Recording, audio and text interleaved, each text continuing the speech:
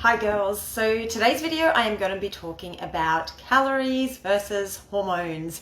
Do calories matter or are hormones the key when it comes to fat loss after 40? So this is for you if you are struggling to lose weight and you're not sure whether you should focus on calories or if that's pointless and you should just focus on trying to balance your hormones first.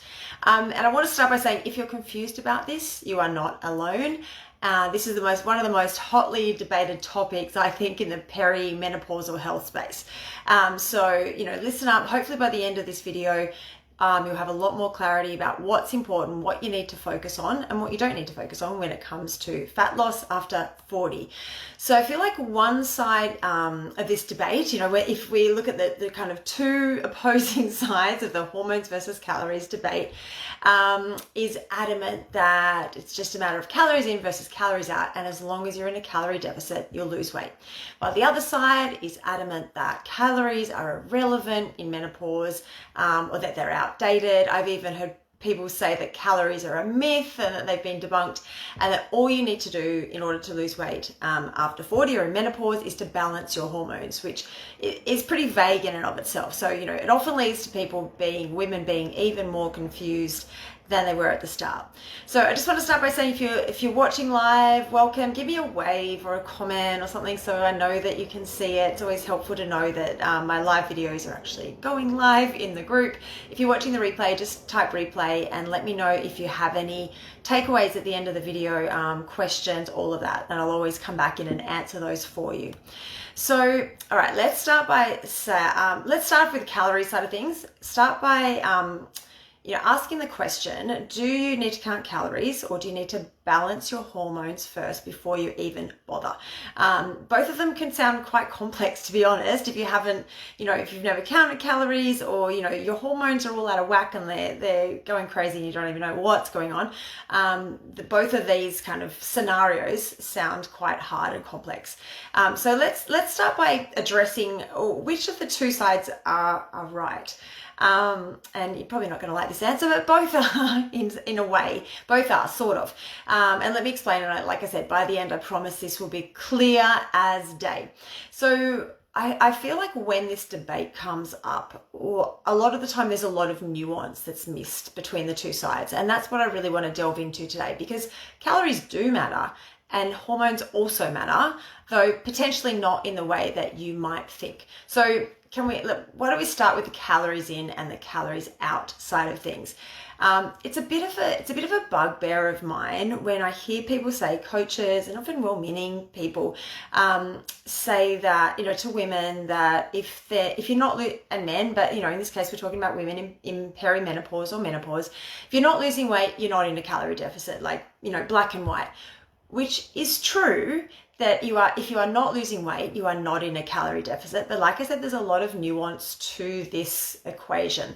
And also try saying that to a perimenopausal or menopausal woman who is stressed and exhausted and feels like they're eating like a bird. You're eating less than you ever had. You might be, trying to do cardio or doing more exercise than you ever have, and still nothing is working.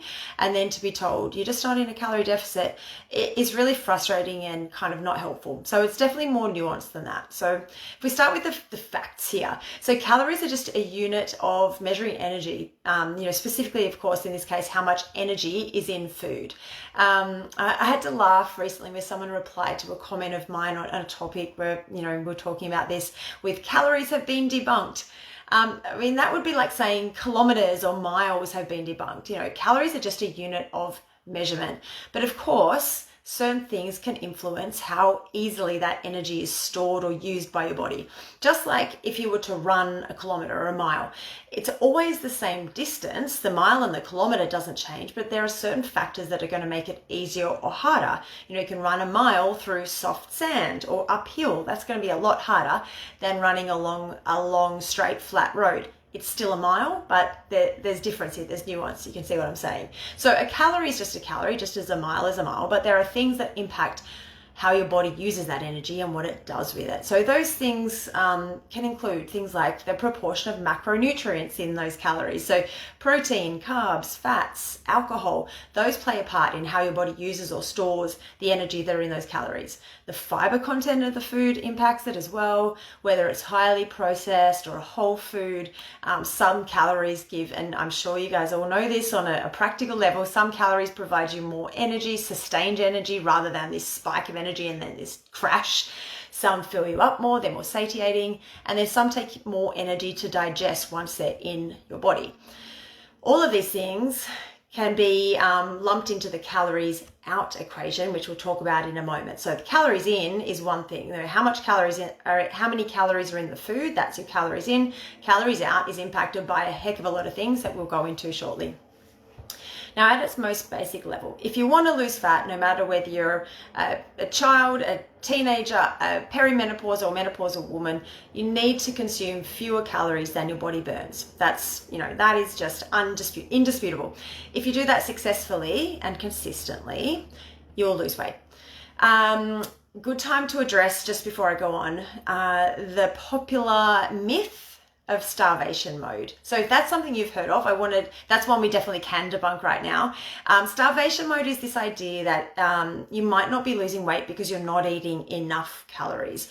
So, we can just put that to rest right now. If you're consuming fewer calories than you burn, you will lose fat. No one is immune to this. Just look at an example. So, if you were out in the mountains or in the bush and didn't have any food, no matter what your hormones are doing, you're going to starve to death out there. So no one's immune to this.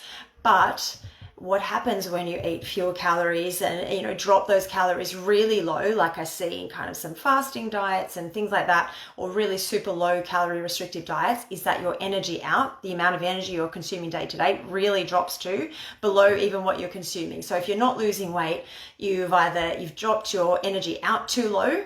It's not that your energy in is too low. Does that make sense? So let me know if you have any questions or want me to clarify that. However, if you're in your perimenopausal or postmenopausal years and nothing is working and you feel like you're eating like a bird, like I just suggested, maybe you're on a really low calorie diet and yet still you're not losing weight, you'd be forgiven for thinking that this is an issue. So the other thing that I see commonly or hear about commonly is you are doing all the things that you used to do.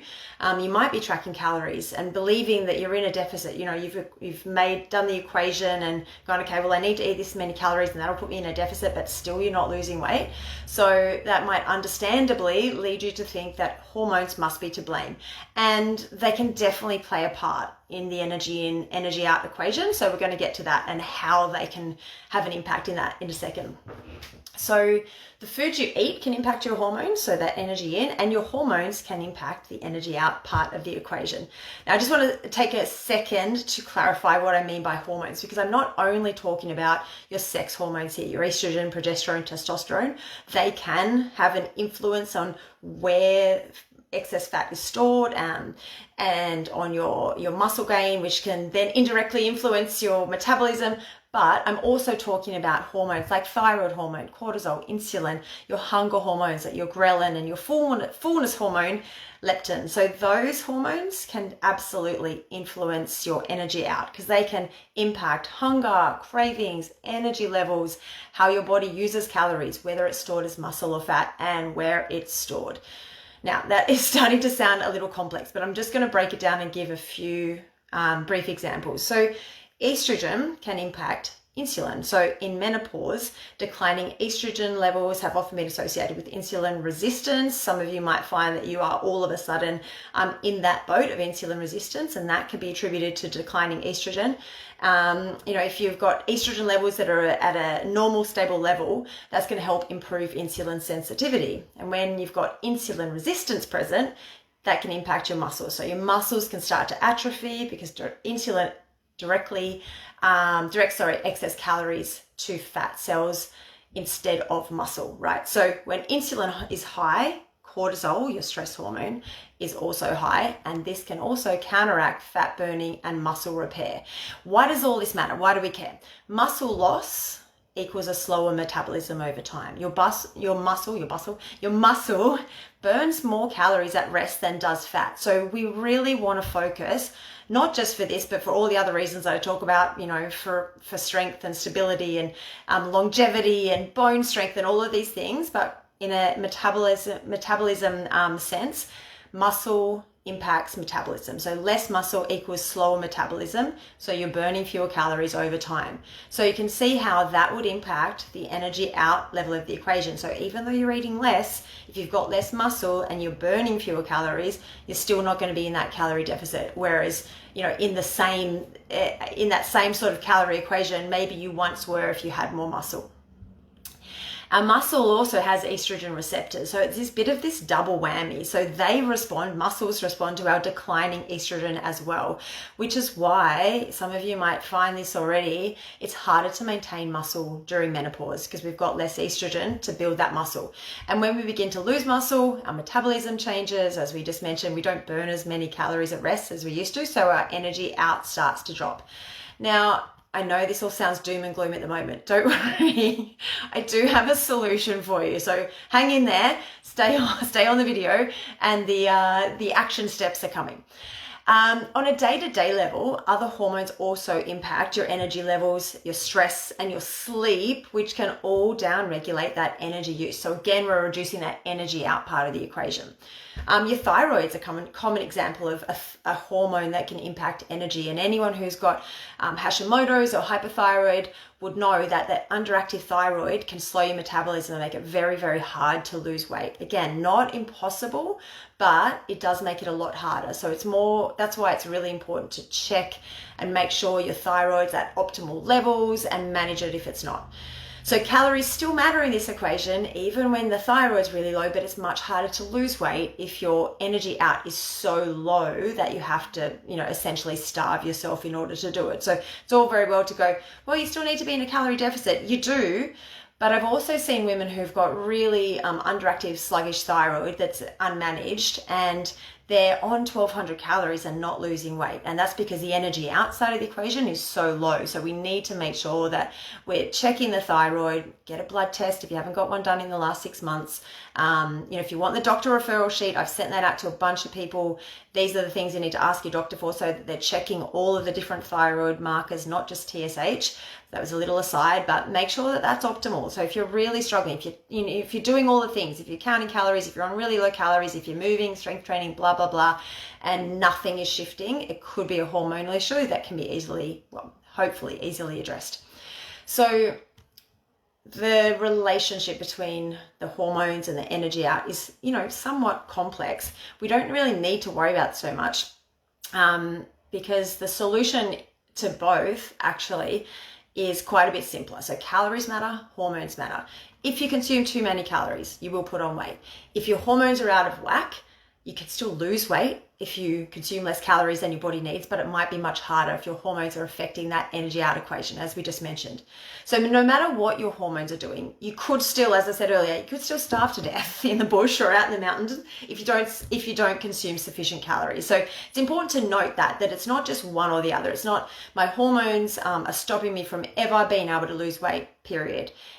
They might be making it harder. So can we optimize those hormones in order to help you lose weight?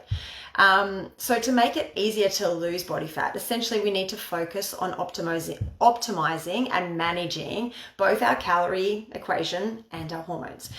And the great news is the foundations that I talk about a lot, in my different videos, will help with both instances. So number one, if you're not losing body fat and that's a goal of yours, let's start with that, right? So you need to know your calorie needs. Now, I know this is a pain in the bum for a lot of people to go, I don't want to track my calories. You know what else is a pain in the bum? Being stuck in the same position for the next 5 or 10 years, going backwards, continue to put on weight, not knowing why or how to change it. So if you're in that position, just make it a goal. You're smart women, make it a goal to just learn what you need to learn in order to know what your calorie needs are. And again, happy to help with this. If you're not sure where to start, I'll point you in the right direction.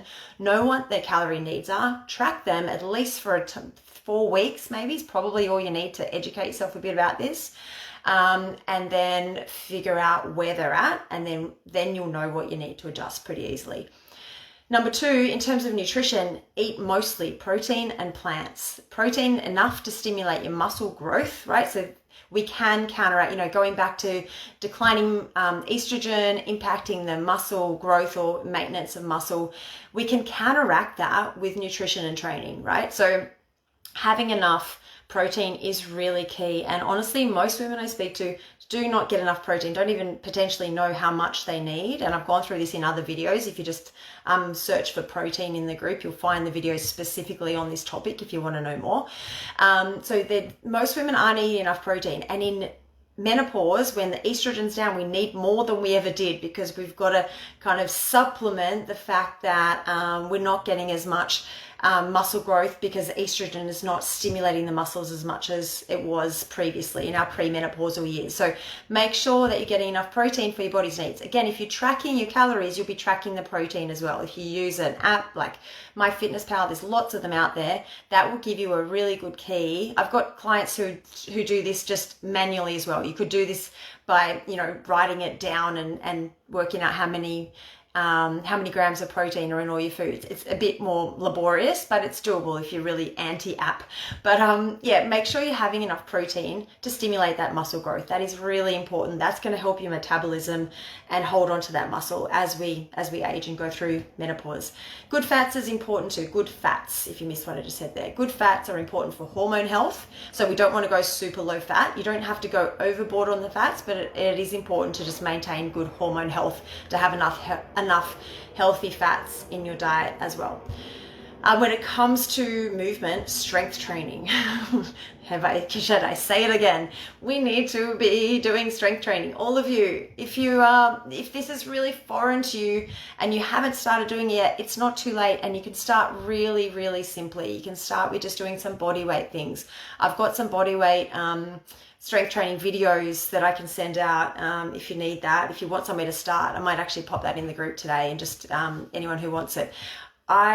I would love, my life dream is to see every woman over 40 at least doing some form of regular strength training. This does not have to mean you are lifting like 100 kilo weights in the gym. This just has to be enough to stimulate muscle growth, so we're not losing muscle. So we're counteracting our menopausal body's tendency to lose muscle. We need to be doing strength training to just basically guard against that.